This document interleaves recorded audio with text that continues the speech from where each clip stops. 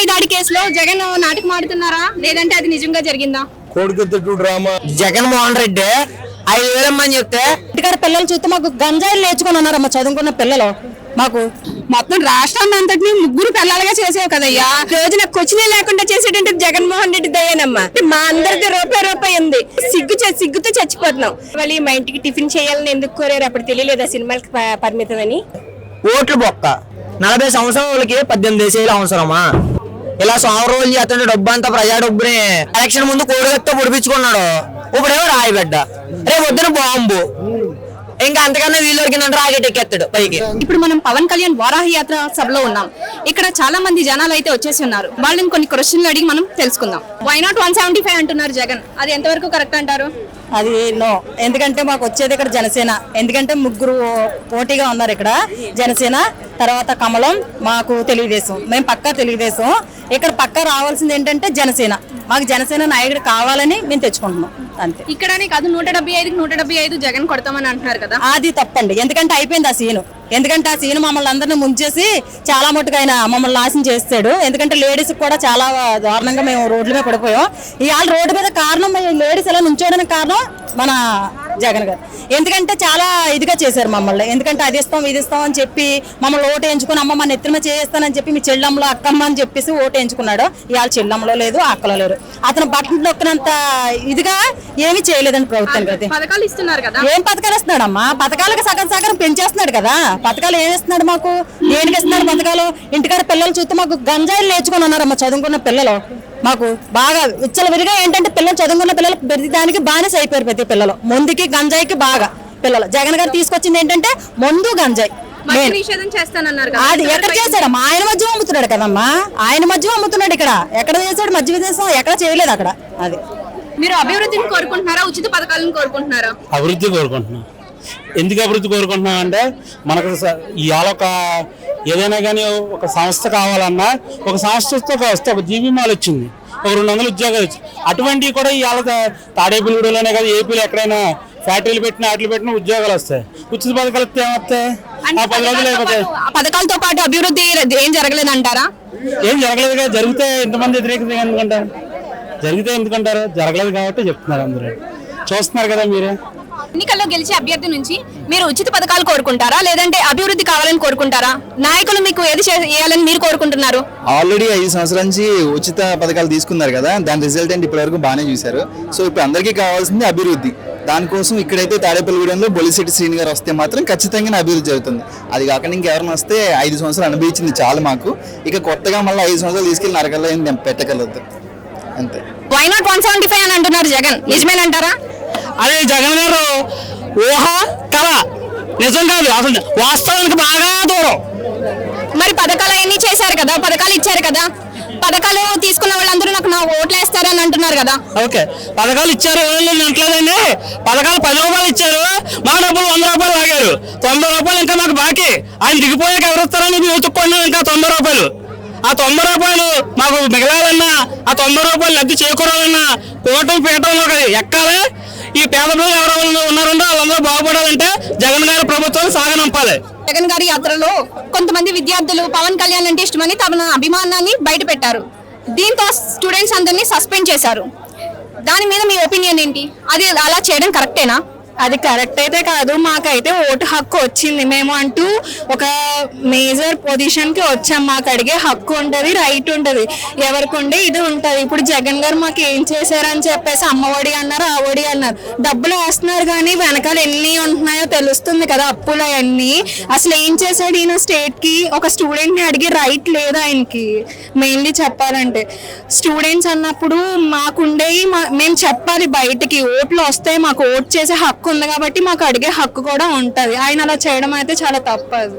ముద్రగడ పద్మనాభం పవన్ కళ్యాణ్ సినిమాలకు మాత్రమే పనికొస్తారు, రాజకీయాలకు పనికిరారని చెప్పేసి కాపుల ఓట్లన్నీ తనకే పడతాయి, ఇంకా పవన్ కళ్యాణ్ పడవని అంటున్నారు. తాడేపల్లి కూడా వచ్చారు. ఆయన వచ్చినప్పుడు ఆయనకి ఇక్కడ కాపు కళ్యాణ్ మండపంలో మీటింగ్ పెట్టుకోవడానికి మేము ఇవ్వలేదు. ఇంకా ఆయన కాపు ఓట్లు ఎలా పడతాయి? వాళ్ళకి మాత్రమే పనికొస్తాడని, రాజకీయాలకు పనికిరాడని చెప్పేసి కాపు ఓట్లన్నీ తనకే వస్తాయని చెప్పేసి అని అంటున్నారు. పవన్ కళ్యాణ్ రావంటున్నారు. ఇది ఎంతవరకు నిజమంటారు? లేదు, రాంగ్ డెసిషన్ ముద్రగడ పద్మనాభం గారిది. బ్రాండ్ అంబాసిడర్, రాజకీయాలకు brand ambassador Pawan Kalyan bumper majority తోటి 20 సీట్లకు 20 సీట్లు కూడా గెలుస్తారు. ఇది కత్తి కొడదాం నాటకం మీద కూడా ఏంటి సింపతి కోసం చూస్తున్నాడు ఆయన. సింపతి ఓట్లతో గెలవాలని చూస్తున్నాడు ఆయన. వారు వన్ సైడ్ అయిపోయింది అక్కడ. తాడేపల్లి కూడా లాస్ట్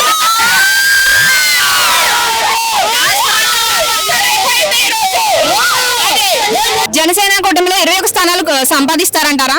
కంపల్సరీ 21 కాదు. ఈ ఎలక్షన్స్ అంటే ఏదో ఆయనకి చిన్నయే.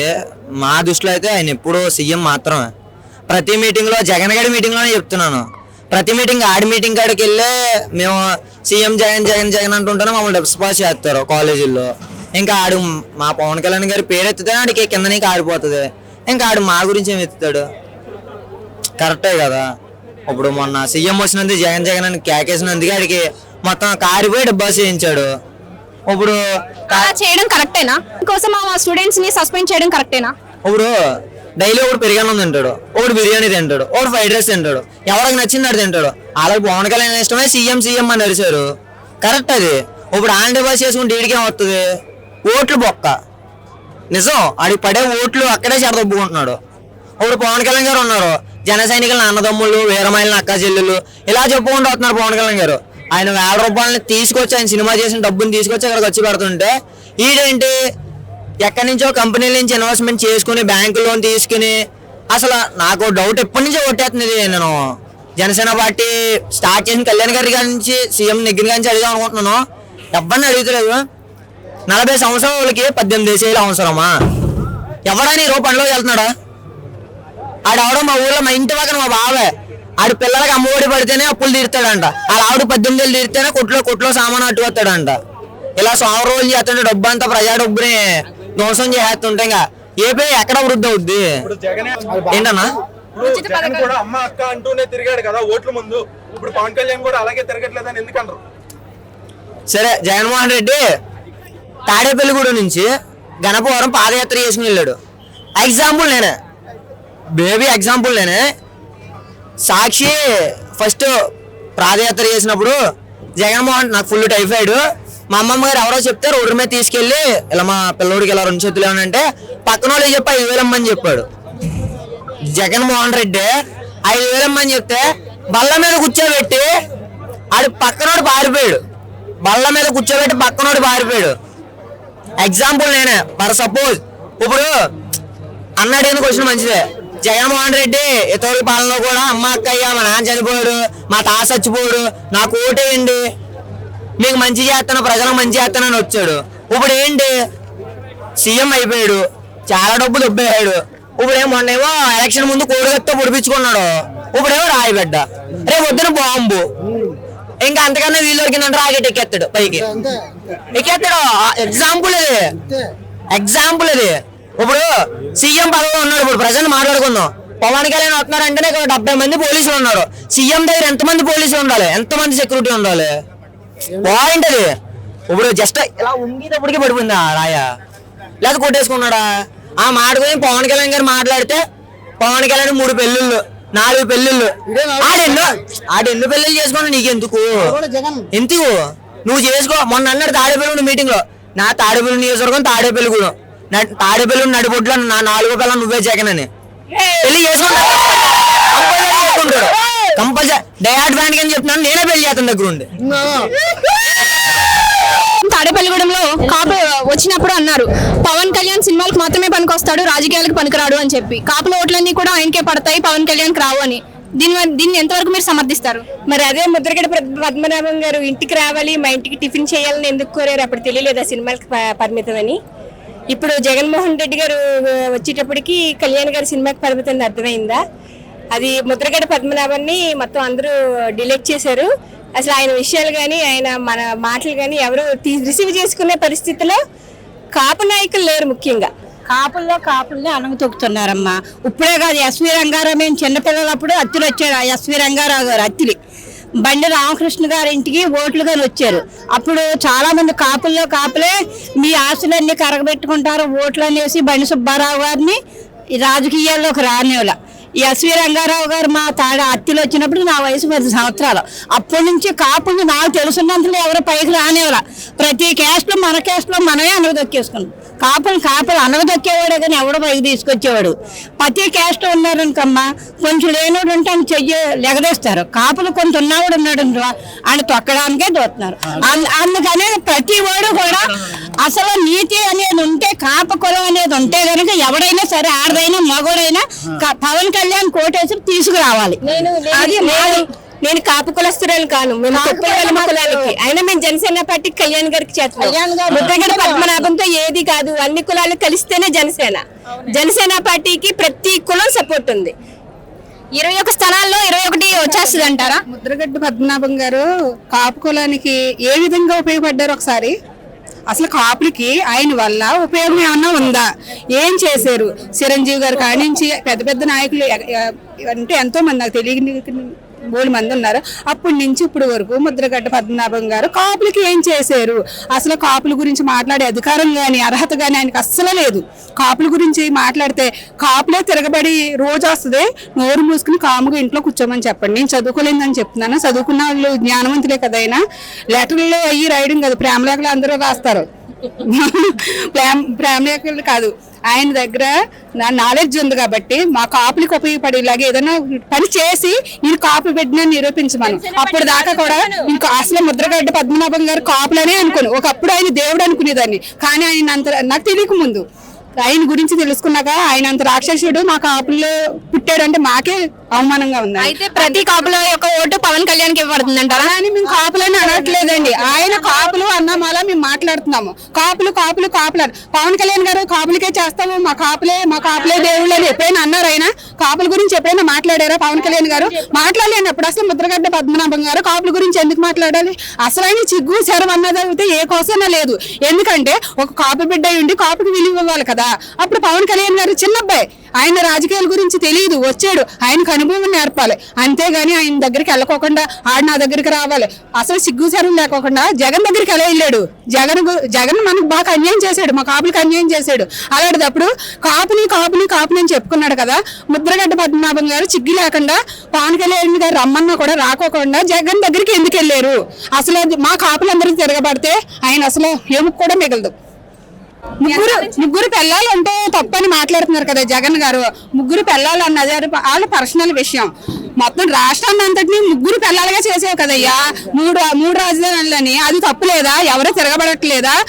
పెళ్లిళ్ళు అన్నది పర్సనల్ విషయం, రాజధాని అన్నది ప్రజల విషయం. ప్రజలకు సంబంధించింది మాట్లాడగానే పిల్లలకు సంబంధించింది చాలా తప్పది.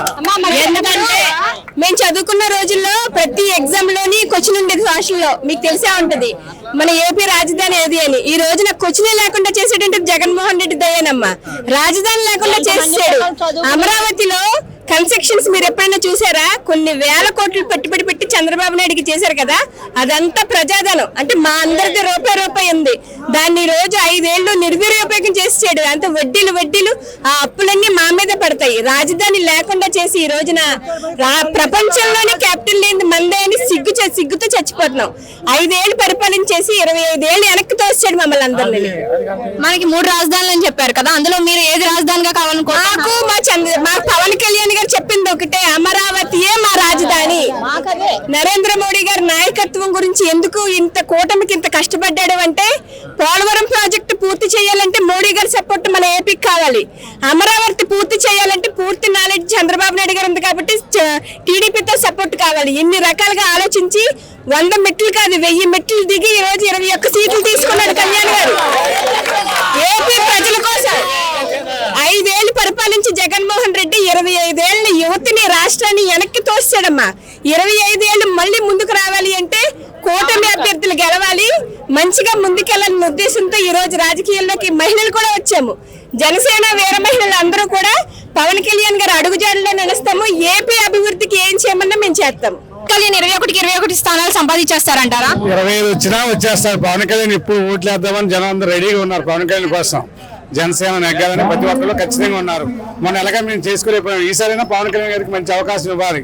పవన్ కళ్యాణ్ గారికి ఎందుకు అవకాశం అని? మనకి జగన్ గారు పథకాలు అవి ఇచ్చారు కదా, అందరూ మనం చూసాం. పథకాలు రాలేదంటలేదు, కానీ ఇంకా మెరుగైన సమాజం కోసం కావాలంటే మన పవన్ కళ్యాణ్ అంటే కూడా రావాలి.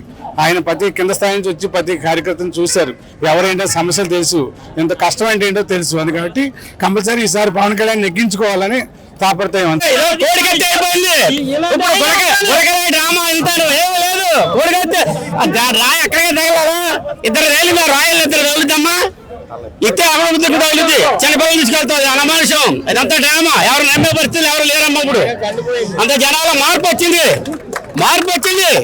గులకరాయి దాడి కేసులో జగన్ నాటకం ఆడుతున్నారా, లేదంటే అది నిజంగా జరిగిందా? కోడికత్తి డ్రామా అందరికీ అర్థమైపోయింది. గులకరాయి కేసే కాదు అది. ఒక రాయి ఇద్దరు తగలడం, వాళ్ళ ప్యాచీలు తిరగడం, జనం సింపతి కోసం జగన్ నాటకంగా అందరూ భావిస్తామండి. రాష్ట్రం అంతా రాజధానులకు 3 రాజధానులు అని అంటున్నారు కదా, దాని గురించి రాజధాని గురించి మీరేమంటారు? అసలు ఒక రాజధానికే దిక్కులేదు, 3 రాజధానులు ఏంటమ్మా? ఉచిత పనులు అంటారు.